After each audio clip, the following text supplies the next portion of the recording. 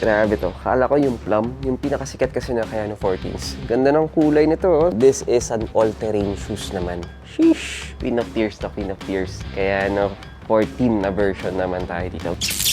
The weeks namin mga bagong dating tayo ngayon. And this time guys, yung mga A6 naman. Ang gustuhan ko sa A6, wala ka masyadong kaparehas sa akin. Siyempre guys Japanese brand ang A6. Parang maunitsuka Tiger lang natin yan. So, Onitsuka Tiger tsaka A6. Pagkamukha yung logo nila kung mapapansin nyo. Iisa lang naman yan eh. Pero kasi si Onitsuka Tiger, siya talaga yung mga pang lifestyle shoes. Pero si A6 na brand naman talaga, siya naman yung pang sporty type naman nila. Pagdating sa mga ganung klase ng mga sapatos. So, ito yung mga sapatos natin ngayon.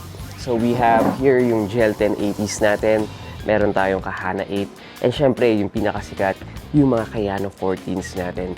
Pero syempre guys, mga below SRP tayo dito. Alright, simulan muna natin dito. This is the Gel 1090 natin. Ganda ng kulay nito, oh. So this is the Glacier Gray or yung Smoke Gray natin. Sheesh! Gusto ko dito guys, siyempre yung pinaka colorway natin. Ano siya eh, hindi siya yung white na white, pero alam mo naman maganda talaga. Tapos meron lang tayo accent ng mga nude color dito, tsaka dito sa tang. This is 5,695 pesos lang tayo sa ganito. Below SRP tayo sa ganito guys ha. Tapos parang meron ding kapareha siya na kulay. This is the Kahana 8 naman natin. Ito guys, yung Kahana 8, this is yung cream natin or yung olive green natin na sapatos or na colorway natin. This is an all-terrain shoes naman. Yun yung maganda sa kanya. So kung gusto mo mag-hike, pwede. Pero kung pamporma, okay na okay ka rin dito. This one is 5,995 pesos naman.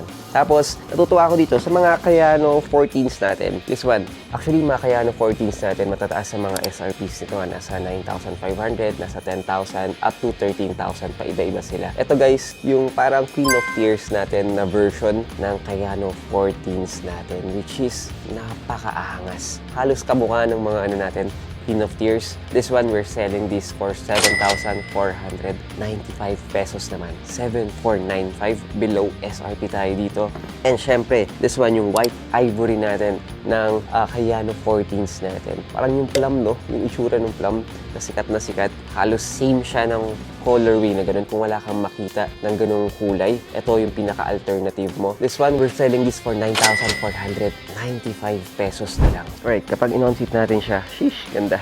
Queen of Tears to Queen of Tears. Kaya 14 na version naman tayo dito. Gusto ko sa mga Kayano 14s. Very comfy pa rin siya. Siyempre, presko dahil mesh type naman yung ating top. Pero pagdating naman sa pormahan, grabe naman talaga. Actually, halos konti lang naman yung mga nagsusot ng mga Kayano 14s. And you know when you know kapag na Kayano 14s ka talaga. Sa totoo lang, kung papipiliin ako kung 1906R, yung Queen of Tears natin ng New Balance or ito, konti lang idadagdag na eh. Kasi yung New Balance natin, nasa 6,995 pesos natin binibenta na lang yun from 10,500 dati. Pero this one, 500 na lang idadagdag mo. Kayano 14s ka na. Tapos, ang ganda rin ito eh. Panalong panalo. Alright, this is the Kayano 14, yung white ivory natin. Grabe to. Kala ko yung plum, yung pinakasikat kasi na Kayano 14s. Yung plum na colorway. So, halos same na same sila ng colorway natin na ganito. And syempre, laging sold out kasi yun. Napakaganda rin naman kasi. Hindi mo na kailangan ng maghanap pa kasi ito, readily available tayo.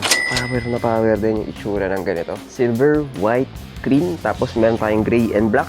Ganda ng colorway eh. Talagang napaka-safe talaga. So then guys, that's our 2 cents for today. God is good all the time. See you on the next one. Cheers!